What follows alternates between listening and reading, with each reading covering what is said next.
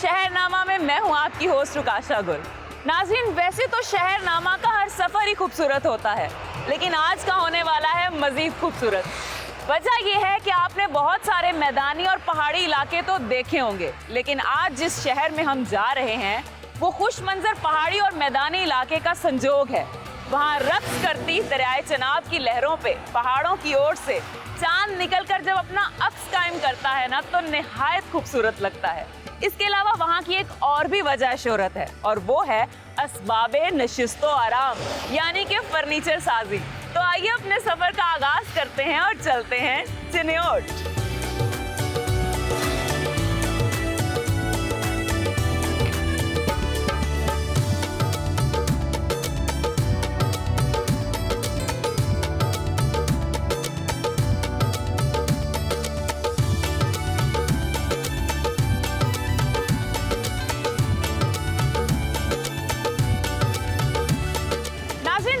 मौजूद हूँ चिन्योट के खत्मे नबूवत चौक में।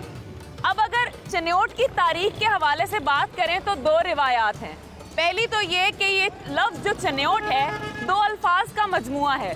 पहला लफ्ज़ चंद जिसका मतलब है चांद, और दूसरा लफ्ज़ है ओट जिसका मतलब है किसी के पीछे, यानी किसी की ओट से। दरियाए चनाब की लहरों पे पहाड़ों की ओर से जब चांद निकलता है तो निहायत ही दिलफरेब मंजर होता है। तो इसी निस्बत से इस इलाके का नाम चिन्योट रख दिया गया। अब दूसरी रिवायत क्या है कि जो किताब है चिन्योट की तारीख, उसमें मौर्रिख लक्ष्मी नारायण लिखते हैं कि 326 कब्ल मसीह राजा चंद्रगुप्त मौर्य की रानी चंदन इस इलाके में शिकार की नियत से आया करती थी। उसने पहाड़ों की ओट में एक सराय तामीर करवाया और नाम रख दिया चंदन योट, यानी चंदन की जाए पनाह। फिर ये लफ्ज़ ज़बान ज़द-ए-आम होता होता चिन्योट बन गया। जिला चिन्योट की 3 तहसीलें हैं, जिनमें तहसील चिन्योट, लालियां और भवाना है।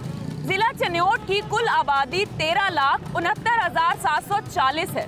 यहाँ की शहरी आबादी 4,22,538, जबकि देही आबादी 9,47,202 है।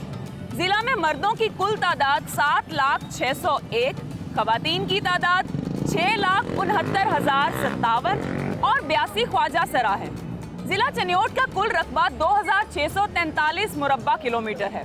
चिन्योट का शुमार पंजाब के जरखेज इलाकों में होता है। यहाँ 5,33,034 एकड़ अराजी काबिले काश्त है, जिसमें 5,28,634 एकड़ रकबा नहरी पानी से सैराब होता है। यहाँ की अहम फसलों में गन्ना, आलू, गंदम, चावल, मटर, मकई वगैरह शामिल हैं। जिला चिन्योट में राजपूत, जंजुआ, डोगर, सैयद, सियाल, मुफ्ती, अराई, लाली, मरहट, आहिर, अवान, मखदूम, बलोच, भट्टी, भुट्टा, बट, भवाना, चौहान, ढेरा, दुर्रानी, गुज्जर, हंजरा, इंदिरा, सपरा, हरल, तमीमी, हाशमी, जप्पा, खरल, खोखर, पठान, सैगल और कलियार कबाइल आबाद हैं। और यहाँ पंजाबी जुबान का लहजा माझी और जांगली कसरत से बोला जाता है। चिन्योट की सरजमीन ने ऐसे नामवर सपूत पैदा किए जिन्होंने क़याम पाकिस्तान के बाद मुल्की मईशत को संभाला देने में कलीदी किरदार अदा किया।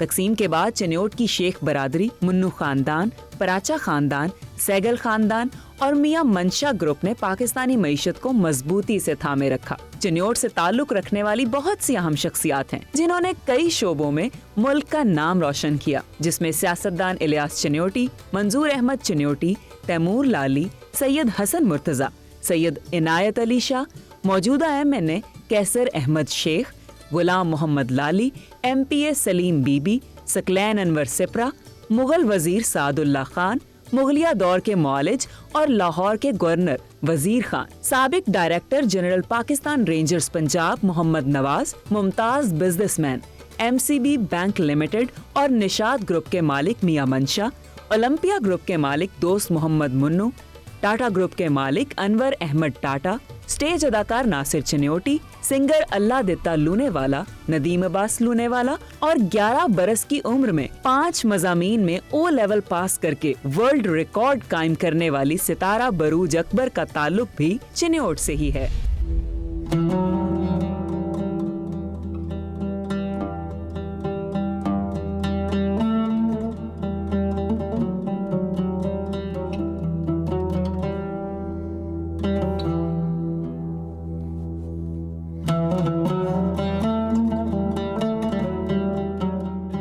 नाज़रीन, इस वक्त मैं उस हस्ती की चिल्ला गाह पर मौजूद हूँ जिसे दुनिया बू अली शाह कलंदर के नाम से याद करती है। ये जगह दरियाए चनाब के किनारे वाक़ है। बू अली शाह कलंदर का असल नाम शाह शरफुद्दीन था। आपकी विलादत 1208 में हुई। आपने इस किनारे 12 साल तक इबादत की। उनका एक मशहूर कता है, हैदरियम कलंदरम मस्तम बंदाए मुर्तज़ा अली हस्तम पेशवाए तमाम रिंदानम के सगे कुए शेर यज़दानम।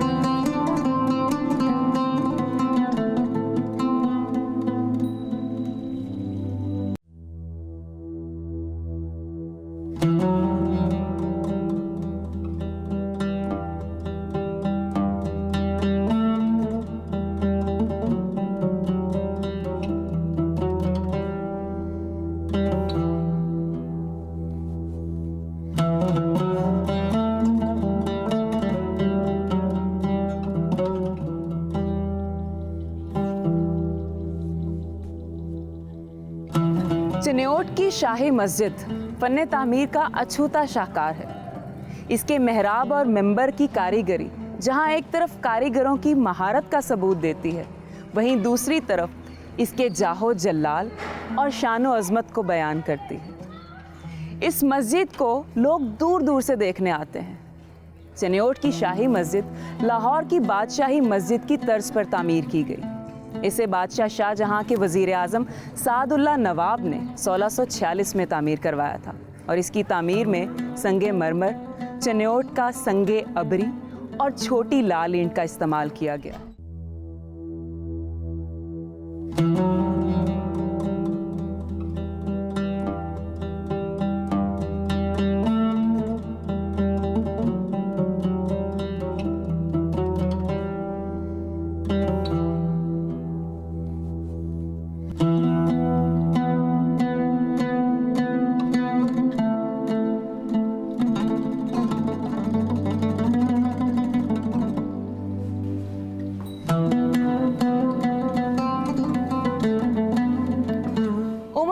महल, जिसे गुलजार मंजिल भी कहा जाता है, 20वीं सदी के अवाइल में चिन्योट की मकामी लकड़ी के खूबसूरत काम से मुज़य्यन हवेली, जिसकी तामीर 1923 में स्टार्ट हुई और ये काम मुकम्मल कर लिया गया 1935 में। 5 मंजिला ये हवेली को तामीर करवाने वाले थे शेख उमर हयात, जिनका ताल्लुक चिन्योट की मारूफ शेख बरादरी से था और वो एक मशहूर ताजिर थे।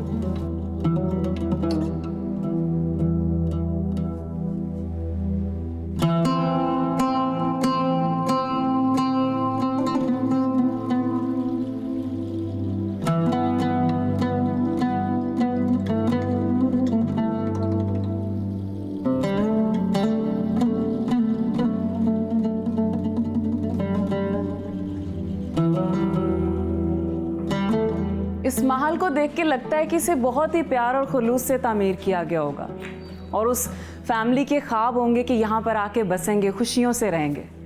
लेकिन अक्सर वो नहीं होता जो इंसान सोचता है। 1935 को जब इस महल की तामीर मुकम्मल हुई तो उस फैमिली के यहाँ आने से पहले ही उमर हयात इंतकाल कर गए।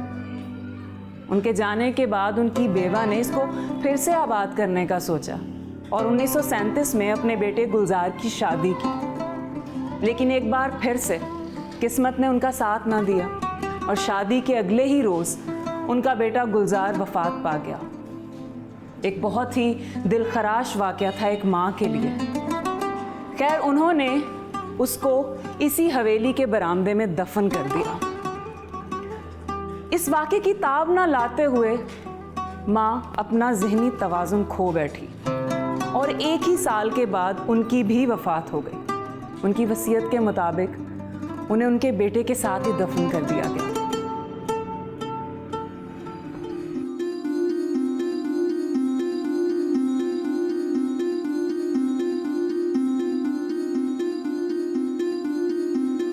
ज़िला चिन्योट में मयार तालीम का जायज़ा लें तो यहाँ की शराखानदगी 70% है।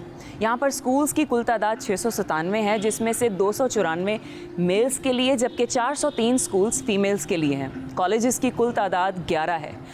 यहाँ पर जीसी यूनिवर्सिटी का कैंपस है और फास्ट यूनिवर्सिटी है, लेकिन डिस्ट्रिक्ट लेवल पे देखा जाए तो कोई बड़ी यूनिवर्सिटी नहीं है। एक रिपोर्ट के मुताबिक तकरीबन 5,500 सेक्शन पोस्ट्स हैं टीचर्स के लिए, जहाँ पर पिछले 3 से 4 सालों से भर्तियाँ नहीं हो पाई और इस वक्त तकरीबन 1300 सीट्स हैं जो खाली हैं। देखा गया है कि निजी और दूर दराज के इलाके हैं, वहाँ पर फीमेल स्टाफ की कमी है और तकरीबन 92 स्कूल्स ऐसे हैं जहाँ पर कमरे दरकार हैं। आइए अवाम से जानते हैं कि एजुकेशन को लेके उनके क्या मसाइल हैं और बात करते हैं किसी कंसर्न्ड ऑफिसर से और जानते हैं कि असल हकीकत क्या है। हमें जो सबसे बड़ा मसाइल है वो यूनिवर्सिटी लेवल पे है कि चिन्योट में यूनिवर्सिटी नहीं है। हमारे बच्चे को पढ़ने के लिए फैसलाबाद सरगोदा जाना पड़ता है। काफ़ी कैंपस अवेलेबल हैं लेकिन उनके भी अखराजात इतने हैं कि वो अफोर्ड नहीं कर सकते। तो यहाँ पे जो स्टैटिस्टिक्स हैं, जो मेन जो सब्जेक्ट्स हैं, उनके प्रोफेसर जो हैं वो बहुत कम है। स्पेशली ये इस्लामिया कॉलेज हो गया, इसमें ये हायर करते हैं कुछ 5 मंथ के लिए 6 मंथ के लिए यहाँ पे टीचर्स उनको हायर करते हैं, बाद में वो फिर पेपर्स के दौरान वो चले जाते हैं, जिसकी वजह से जो है वो सप्लियाँ आ जाती हैं लड़कों की। हमारे चिन्योट के यंगस्टर हैं जो आउट ऑफ सिटी पढ़ने जाते हैं, फैसलाबाद, लाहौर, सरगोदा। अगर उन्हें यहाँ पे यूनिवर्सिटी प्रोवाइड की जाए तो जो टाइम वो वहाँ पे वेस्ट करते हैं यहाँ पे पढ़ें और यहाँ पे अच्छा उनको एक रिजल्ट मिला जा सकता है। और हमारी हुकूमत से उम्मीद है कि यहाँ पे एक यूनिवर्सिटी हमें बना के दी जाए चिन्योट ज़िला में।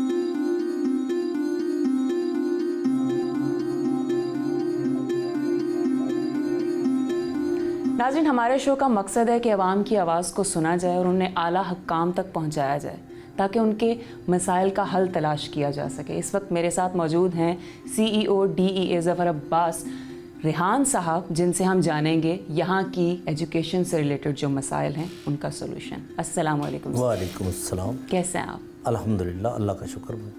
सर, उस्ताद है तो तालीम है जी। उस्ताद और स्टूडेंट का एक बड़ा गहरा ताल्लुक़ है, लेकिन हमारे यहाँ देखा गया और चिन्योट का जब हमने देखा तो पता चला है कि यहाँ पर उस्ताद की जो भर्तियाँ हैं उसी में मसाइल हैं। आवाम को मसाइल का सामना करना पड़ रहा है, भर्तियाँ प्रॉपर नहीं हो रही। जी, 2018 में आखिरी मरतबा हमारे पास भर्तियाँ हुई थी जी।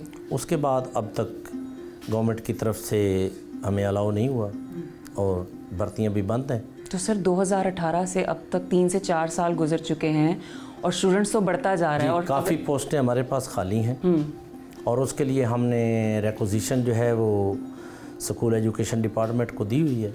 जो ही गवर्नमेंट कोई पॉलिसी, चूँकि ये फ़ैसला पॉलिसी साजी की सतह पे होता है, तो वहाँ पर जो ही गवर्नमेंट हमें इजाज़त देगी तो उसके मुताबिक फिर हम भर्तियाँ करेंगे। हमारी रिक्वेजिशन जो है वो इस वक्त गवर्नमेंट के पास मौजूद है। लेकिन मेरा क्वेश्चन ये है कि ये तो एक बेसिक इशू है, तालीम बेसिक राइट है जी। और ये तो सालाना मेरे ख्याल से 6 महीने बाद पता चलता जाता है कि अच्छा स्टूडेंट्स आ रहे हैं। स्टूडेंट्स तो आते जा रहे हैं, वो नहीं रुकेंगे, ज़ाहिर है बच्चे ने तालीम हासिल करनी है। जी। अगर उसे टीचर अवेलेबल नहीं होगा तो तालीम कैसे दी जाएगी उसे? टीचर हमारे पास थोड़ी सी जो कमी है वो इस हवाले से है कि हमारे बच्चे जो हैं वो तकरीबन 5 से 10% के हिसाब से बढ़ते हैं हमारे हर साल। सही। तो आबादी की रेशो से ही बच्चे बढ़ते हैं, तो इसमें टीचर्स की खासी कमी है। लेकिन चूंकि ये अकेला चिन्योट का मसला नहीं है, बिल्कुल ये पूरे पंजाब का मसला है और पूरे पंजाब में पॉलिसी साजी इसमें हो रही है। सही। और जो ही फाइनल फैसला होता है तो भर्ती का इश्तार जो है वो हम दे सकेंगे। आप कैसे कहते हैं हुकूमत को क्या कहना चाहिए कि वो सुने? कहते कहते थक गए हैं लोग, लेकिन सुना नहीं जा रहा। मैं सिर्फ ये रिक्वेस्ट करता हूँ कि उस्ताद होगा तो पढ़ाई होगी। बिल्कुल। उस्ताद उसका बुनियादी जुज़्व है, तो बुनियादी तौर पर स्टेक होल्डर उस्ताद है। बिल्कुल। असातिज़ा की कमी अगर स्कूलों में होगी तो स्कूल तरक्की नहीं कर पाएंगे। बेशक। स्कूलों में अच्छी तालीम और मायारी तालीम जो कि वक्त की ज़रूरत है और जिसके लिए हमारी कौम जिदोजहद कर रही है, वो मायारी तालीम तभी मिल सकती है जब हमारे असातिज़ा की पोस्टें खाली ना हों। बेशक। और ख़ास तौर पर असातिज़ा को जो बाकी असाइनमेंट बाज़ औक़ात मिल जाती हैं, उन असाइनमेंट से हट के वो सिर्फ़ और सिर्फ पढ़ाई पे तवज्जो मरकूज़ कर सकें।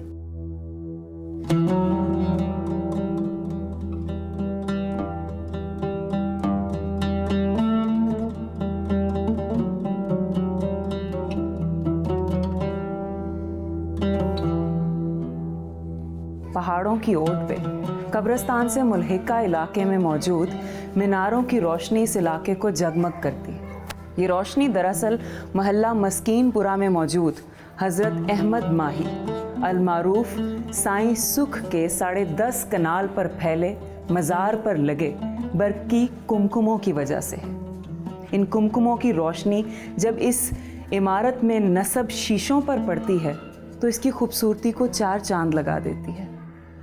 साईं सुख का कहना था कि उनकी ज़िंदगी शीशे की मानद है, इसीलिए इस इमारत को भी शीश महल का नाम दिया गया। वो कहते थे कि इंसान को शीशे की तरह होना चाहिए ताकि वो अपने अंदर झांके तो उसे सब कुछ दिखाई दे।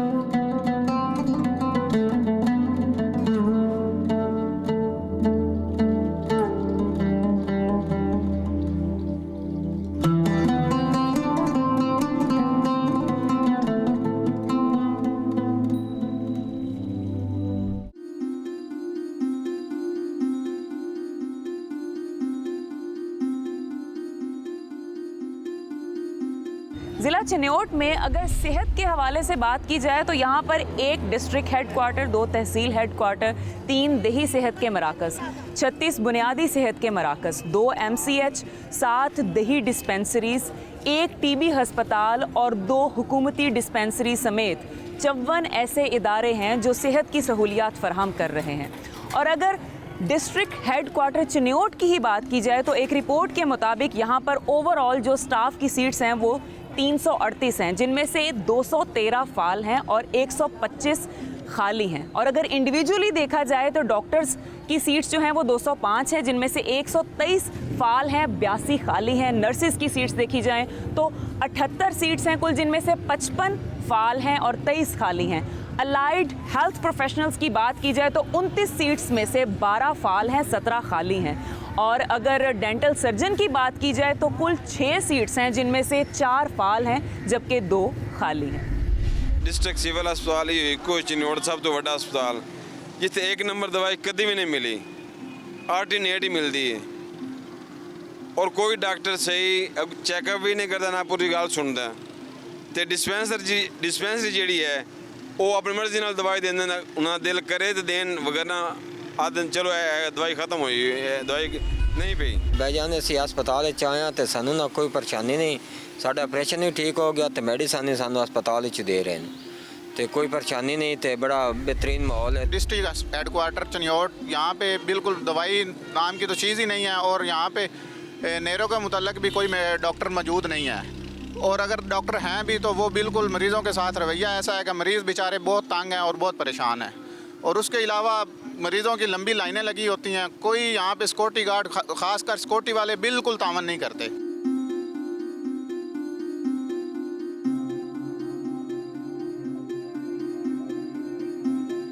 नाज़रीन, मेरे साथ इस वक्त CEO health department Chiniot doctor Mushtaq Bashir Akif sahab मौजूद हैं। उनसे जानेंगे उन सवालों के जवाब जो अवाम ने किए हैं। अस्सलाम वालेकुम सर। वालेकुम अस्सलाम। सर, अवाम बड़े परेशान हैं। क्यों सर? क्यों? आप पाकिस्तान में रह के आपने ये क्यों पूछ लिया कि क्यों, किस वजह से परेशान है? सर, हेल्थ से रिलेटेड उन्हें बड़े मसाइल का शिकार हैं वो लोग।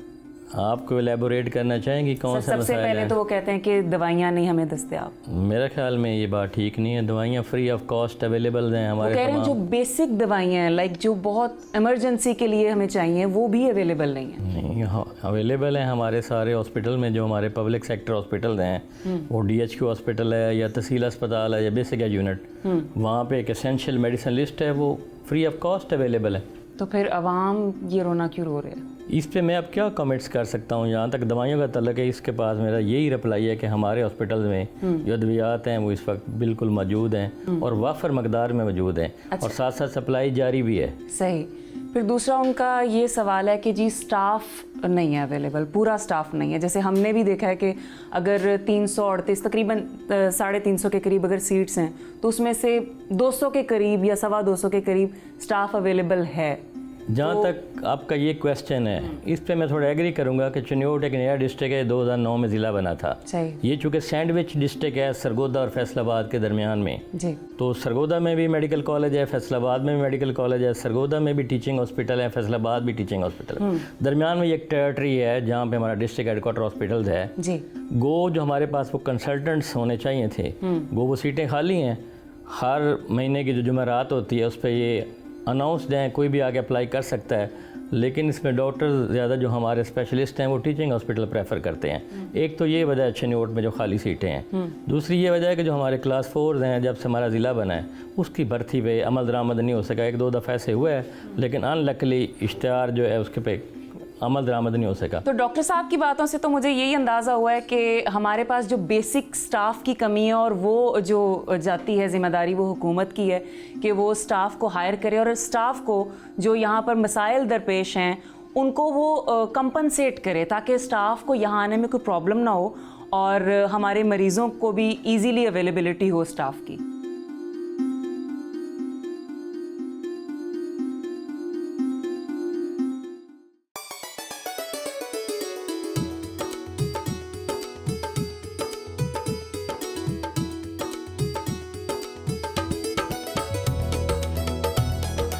दरियाए चनाब पर चिन्योट के करीब अंग्रेज दौर का 150 साला कंक्रीट का बना हुआ ये रेलवे पुल जो मकामी लोगों और सयाहों के लिए एक खूबसूरत नज़ारा पेश करता है। किसी दौर में इस पुल के नीचे से चनाब की खूबसूरत मौजों का गुजर होता था। इसके एतराफ में खूबसूरत बागात थे, खेत खलियान थे और इसके ऊपर ट्रैफिक रवा दवा थी। लेकिन गुज़िश्ता कुछ सालों से ये सब मान पड़ गया और उसकी वजह ये कि इस पुल को आवाम के लिए बंद कर दिया गया, जिसकी वजह से उन्हें काफ़ी मायूसी का सामना करना पड़ा।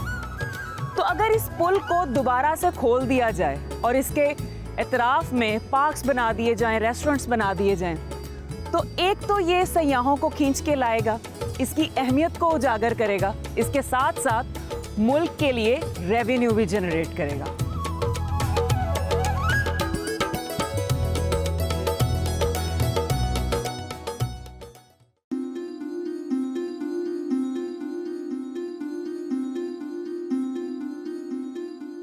जिला चिन्योट में अगर क्राइम रेशो की बात की जाए तो यहाँ पर क्राइम का रेट बाकी जिला की निस्बत कम दिखाई देता है। अगर हम 2021 और 22 को कंपेयर करें तो 2021 में क्राइम अगेंस्ट प्रॉपर्टी के जो मुकदमात थे वो 957 थे, जबकि 2022 में 845 हो गए। और अगर क्राइम अगेंस्ट पर्सन की बात की जाए तो 2021 में 787 थे और 2022 में 754 रह गए। जो मुकदमात दर्ज हुए उनकी अगर बात करें तो 2021 में 6054, जो कि 2022 में 6007 रह गए। और जो मुल्जिमान गिरफ्तार हुए वो 2021 में 7831, जबकि 2022 में 5739।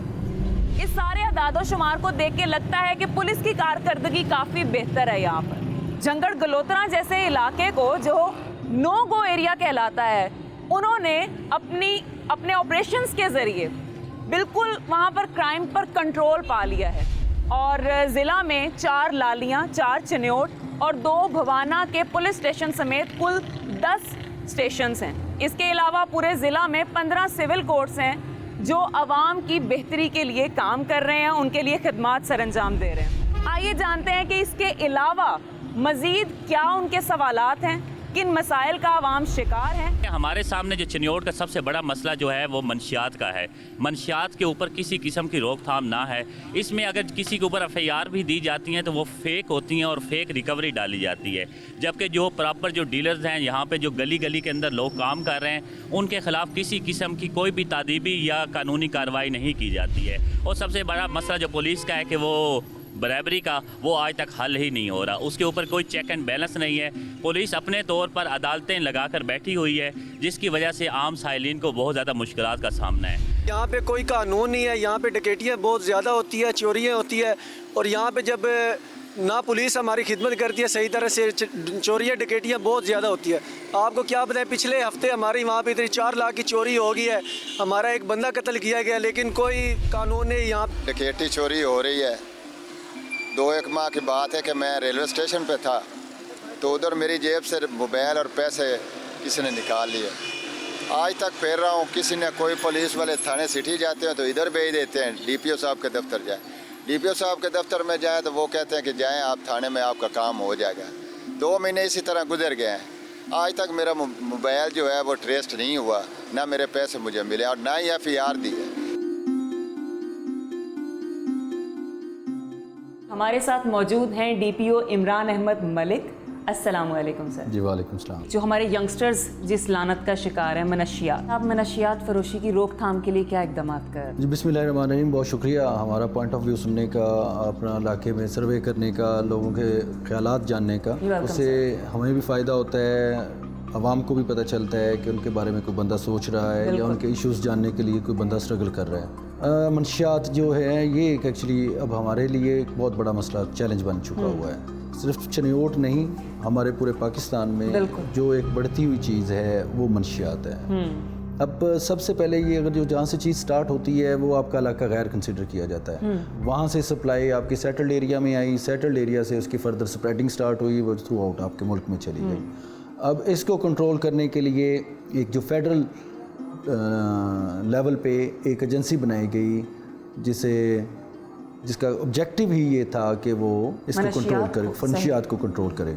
सर ठेठियाँ का इलाका, सोराब गोट, वो भी ऐसे ही मशहूर है जैसे जंगल गलोत्रा था। तो यहाँ पर मनशियात का बड़ा वो जो ना नकलो हमल है इसकी। जी बिल्कुल। वहाँ पे क्या पुलिस कर रही है? वाह बिल्कुल, ये आपकी ऑब्जर्वेशन ठीक है कि वो इलाका जो है वो सोराब गोट के इक्विवेलेंट में समझा जाता है। वहाँ पे जो बड़े ड्रग पेडलर्स हैं वो मौजूद हैं। उसमें अभी तक हमने जितने बंदे को 11 बंदे जो उनके मेन हैं उनको हमने अरेस्ट किया है। उन पे FIRs दी हैं। 2022 में हम तकरीबन 257 kg जो नारकोटिक्स हैं उनको कन्फिस्केट कर चुके हैं और उन पे FIRs दे चुके हैं और बंदे अरेस्ट कर चुके हैं।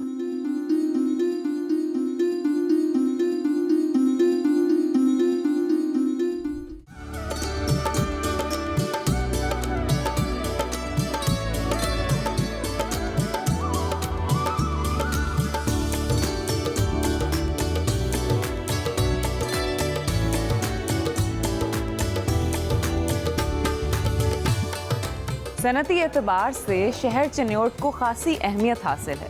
यहाँ 513 फर्नीचर यूनिट्स, 85 ईंटों के भट्टे, 5 टेक्सटाइल मिल्स, 3 फ्लोर मिल्स और 3 शुगर मिल्स समेत कुल 609 सनतें फाल करती हैं। अगर मालियत को देखा जाए तो फर्नीचर साजी की मालियत मुल्क भर में $3 बिलियन है और चनियोट इसमें अपना अलग ही मकाम रखता है। नाज़रीन, फर्नीचर साजी और फर्नीचर पर आर्ट दोनों मुख्तलिफ चीज़ें हैं, लेकिन यहाँ के कारीगरों को इन दोनों पर महारत हासिल है। इस वक्त मैं यहाँ की मशहूर और मारूफ फर्नीचर मार्केट में हूँ। आइए हम विज़िट करते हैं और देखते हैं इनका आर्ट।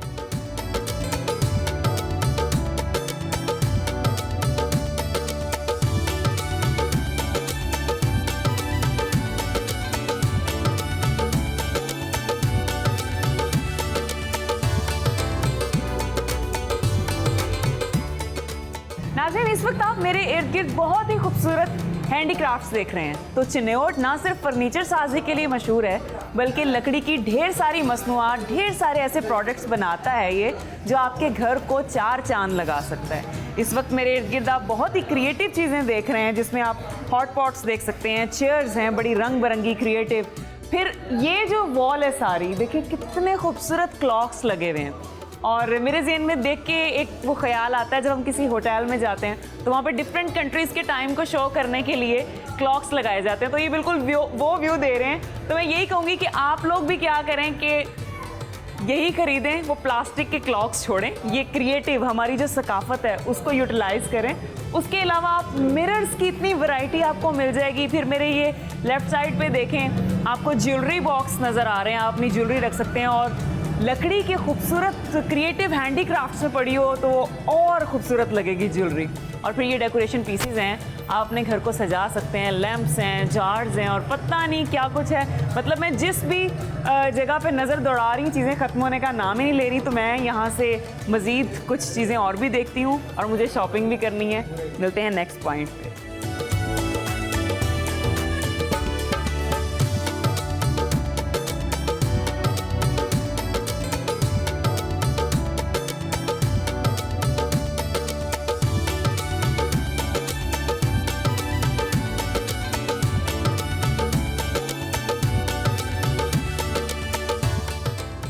नाज़रीन, जैसा कि आप जानते हैं कि चिन्योट को फर्नीचर साजी में कमाल हासिल है, तो इस वक्त मैं उन कारीगरों के साथ बैठी हूँ जो असल में इस रॉ लकड़ी को फाइनल प्रोडक्ट तक पहुँचाते हैं। और मेरे साथ मौजूद हैं उमर दराज साहब। अस्सलाम वालेकुम। वालेकुम अस्सलाम। कैसे हैं आप? ठीक ठाक। सर, ये इस वक्त आप क्या कर रहे हैं? ये बेड बना रहे हैं। तो एक बेड में कितने पीस लगते हैं? एक बेड में ये 8 पीस लगते हैं। तो इस तरह ये आपने बिल्कुल रॉ था, आपने ये सारा खुद कार्विंग यस, किया? पहले प्लेन था। अच्छा। ये देखो ना, इस तरफ था। अच्छा, तो ये जो ऊपर स्केच किया है ये कोई मतलब मैं खुद छापा लगता है? ये नहीं, मैं खुद डिजाइनिंग करता हूँ। अच्छा, ये इस तरह से डिजाइनिंग होती है? पहले डिजाइनिंग होती है तो फिर इस तरह बनाई दा है। अच्छा एना जी। उजारा दे नाल। तो अच्छा, मुझे ये बताएं कि अगर हम जैसे हम किसी बड़े शहर में बैठे हैं और वहाँ का फर्नीचर अगर हमें एक बहुत अच्छा बेड जी चिन्योटी स्टाइल का अगर हमें मिलता है 3 से 4 लाख का, जी, तो यहाँ पे हमें वो कितने में मिल जाएगा? वो आपको इधर 2.25 लाख में मिलेगा। अच्छा, इतना डिफरेंस है? जी बिल्कुल। और अगर कोरा लें तो उसमें क्या है? कोरे में तो कोरे में और बचत है। अच्छा, हाँ, वो और फायदा है। तो लकड़ी कौन सी आप इस्तेमाल शीशम। करते हैं? शीशम ही होती है इसकी चिन्योटी में, और कोई लकड़ी इस्तेमाल नहीं होती? नहीं, इस्तेमाल करते हैं, बहरहाल हम शीशम इस्तेमाल करते हैं। सबसे अच्छी लकड़ी ये है। अच्छा अच्छा जी, शीशम। तो ये मतलब आप एक बेड कितनी देर में तैयार कर लेते हैं? तकरीबन 6 दिन में हो जाता है। वाकई इतने बारीक काम के साथ? जी। तो 6 दिन में आप अकेले ये बेड तैयार करेंगे या और भी 8-10 आदमी लगेंगे। अच्छा अच्छा, जी। सही। यानी कि उसके हिसाब से अगर एक बंदा करे तो यही 40-50 दिनों का काम नहीं, है एक बेड को, अगर एक बंदा करे तो? एक बंदा करे तो वो एक हाँ। हफ्ता 2 हफ्ते लग जाएंगे। अच्छा, वो भी 8 सही। दिन 16 दिन में लगे। इसमें किस किस तरह का आर्ट होता है? जो मुझे पता चला उसमें ये कि आप मुगलिया भी चीजें तैयार करते हैं, फिर यूरोपियन स्टाइल की डेकोरेशन होती है। बिल्कुल किए हैं हमने। शेर भी बनाए हैं, बंदर भी, आदमी भी बनाए हैं, लकड़ी भी। तो मेरे साइज की अगर आपने एक मूर्ति बनानी है और मैं मेरा चेहरा बनाना है तो वो कितने का बनेगा? लकड़ी भी आपकी, मेहनत भी आपकी? हाँ, वो तकरीबन आपका 2 लाख रुपया लगता है। ये तो बहुत महंगा नहीं है? नहीं, वो टाइम बहुत लगता है ना। अच्छा। हाँ, एक चीज को बनाना तो उसमें भी एक ही आप ही बनाएंगे या उसमें भी आप हेल्प लेते हैं? उसके साथ और कोई नहीं हो, मेरे साथ और कोई नहीं काम करता।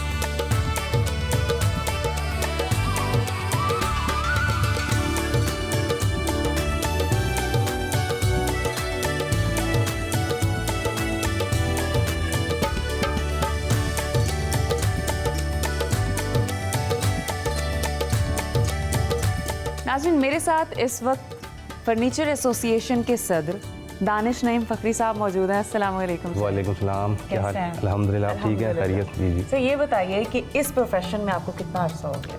जी, बिस्मिल्लाहिर्रहमानिर्रहीम।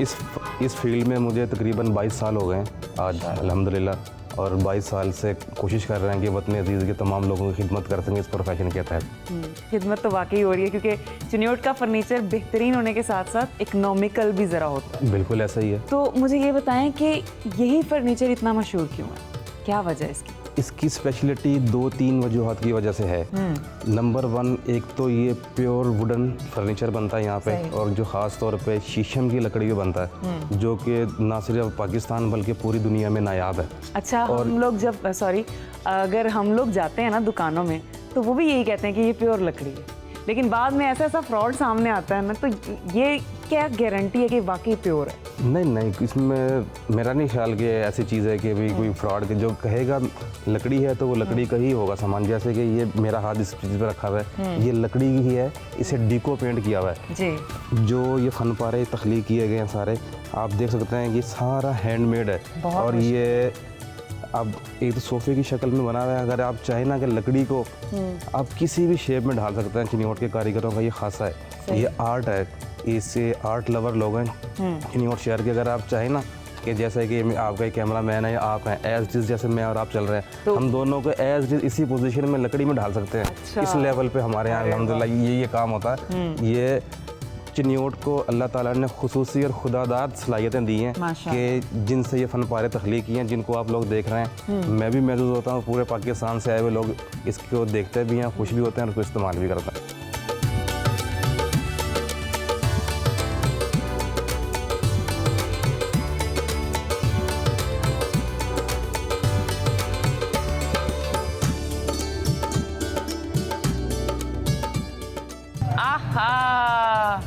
नाज़रीन, मैं तो बना रही हूँ कुन्ना, और कुन्नी भी होती है। अस्सलाम वालेकुम, सॉरी मैं इंट्रोडक्शन करवाना भूल गई। मेरे साथ है इमरान अली। वो कहते हैं ना मेरे सामने खाना जब आ जाता है मैं सब कुछ भूल जाती हूँ। इस वक्त मेरे साथ मौजूद हैं इमरान अली साहब और ये यहाँ का फेमस कुन्ना रेसिपी एक्सपर्ट माने जाते हैं। कैसे हैं सर आप? अल्हम्दुलिल्लाह ठीक हूँ।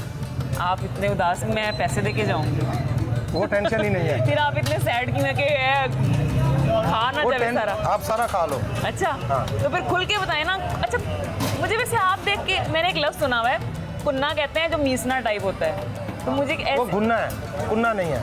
नहीं हम कहते नहीं ये बड़ी कुन्नी है। ना ना उसको कहते हैं गुन्ना। अच्छा ये कुन्ना है। तो कुन्ना क्या है मतलब? मट्टी की हांडी को पंजाबी जबान में कुन्नी कहते हैं। अच्छा। और ये मटके को कुन्ना कहते हैं। Okay okay okay okay.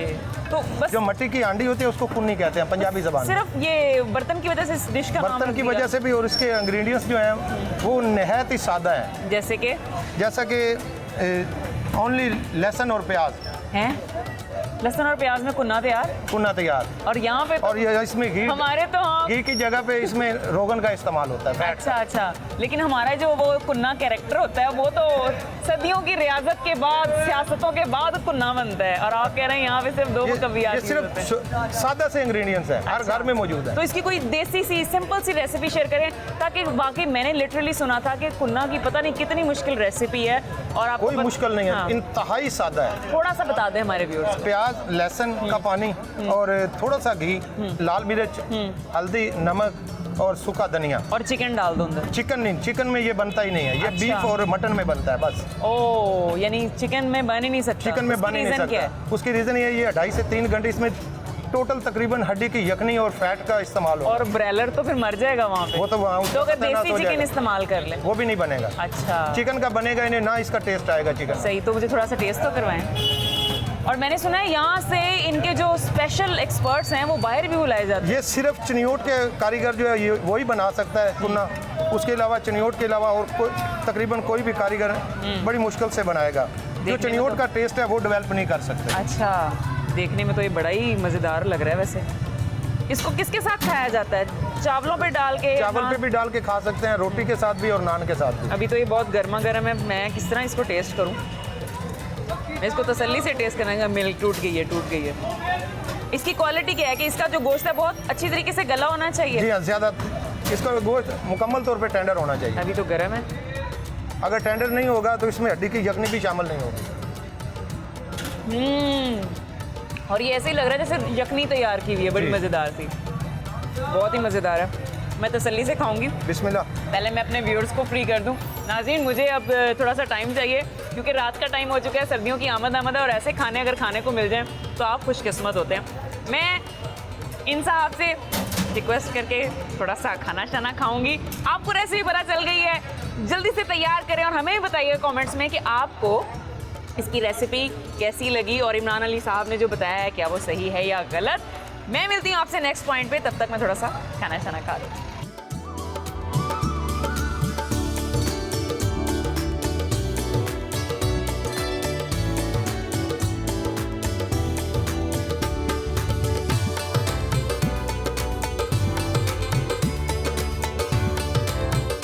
जी तो मेरे इर्द गिर्द आप इस वक्त मिठाइयाँ ही मिठाइयाँ देख रहे हैं, लेकिन इसमें ऐसी क्या खास बात है? तो मैं यहाँ पर चिन्योट में मशहूर जो हैं यहाँ के ताज स्वीट्स वहाँ पर हूँ और ख़ास बात यहाँ आने की ये है कि यहाँ मुझे लेकर आया है खींच के यहाँ का ख़ास पतीसा। मेरे साथ मौजूद है अली रज़ा। अस्सलाम वालेकुम। कैसे हैं आप? मुझे बताएं कि पतीसा मुझे यहाँ खींच के क्यों लेके आया? बेसिकली इसमें ऐसी रीज़न हैं जो आपको अट्रैक्ट किया। सबसे पहली रीज़न तो इसमें ये है कि ये पतीसा जो है हमारे आबो अजदाद से चलता आ रहा है। अच्छा। इंडिया लुधियाना से हमने जब माइग्रेट किया है तो वहाँ से मेरे दादाजी, फिर उसके बाद मेरे फादर, फिर उसके बाद ये तीसरी लड़ी जो है ये चल रही है। अच्छा, इस पतीसे के साथ। तो मैंने सुना यहाँ से तो बैरून मुल्क भी जाता है तहाइफ। जी अल्हम्दुलिल्लाह, पूरी दुनिया में यहाँ से लोग। तो खास बात क्या है? मतलब मैंने बहुत चर्चा सुना है तो मैं जानना चाहती हूँ वजह क्या है? बेसिकली इसके जो इंग्रेडिएंट्स हैं वो उसके हवाले से मैं आपको बता देता हूँ। सबसे पहले तो इसमें हम देसी घी यूज़ करते हैं। और सच्ची कह रहे हैं? अल्हम्दुलिल्लाह। आप ये जहाँ क्योंकि वो होता है ना असली खालिस देसी घी सिर्फ लिखा हुआ होता है। आप बल्कि आप टेस्ट करवाएं इन्हें। टेस्ट पतीसा देखिए मैं आई हूँ और ये तो मेरे व्यूअर्स को भी पता है कि मैं जहाँ खाने वाली दुकान पे चली जाऊँ मैं खाए बगैर नहीं जाती। और मुझे ये पता है कि आपको किसने बताया कि मैं वाह ही खाती हूँ टेस्ट के लिए इतना ज़्यादा। आप टेस्ट करें इसे पतीस को, आपको खुद अंदाज़ा हो जाएगा कि इसके इंग्रेडिएंट्स कितने बेहतर हैं हमारे। अच्छा, देसी घी एक इसका मेन है, उसके बाद इसमें मैदा यूज़ होता है और चीनी यूज़ होती है बस।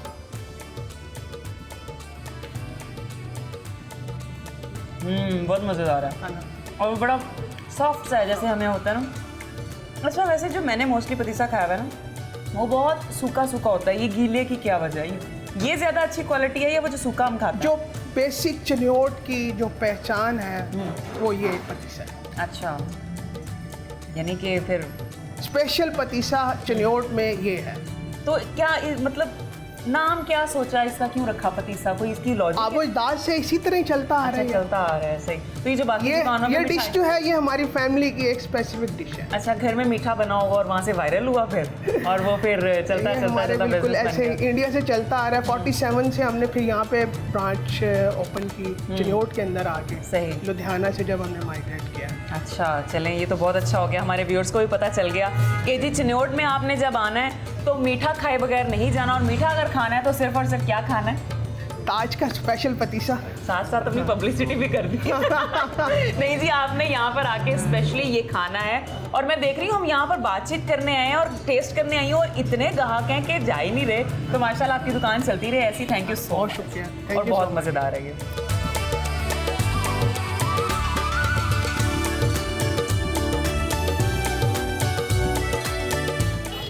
ये था आज का शहरनामा जिसमें मैंने आपको सैर करवाई जिला चिन्योट की, दिखाई यहाँ की सकाफत और बात हुई तारीख पर, मिलवाया यहाँ के प्यारे प्यारे मिलनसार लोगों से। और वो मिलनसार क्यों ना हो, क्योंकि इस बस्ती को, इस इलाके को फैज़ नसीब हुआ बू अली कलंदर का। तो बहुत जल्द आपसे मिलने वाले हैं आपके शहर में। तब तक के लिए मुझे, मेरी टीम को, शहरनामा को इजाज़त दीजिए। अल्लाह हाफ़िज़।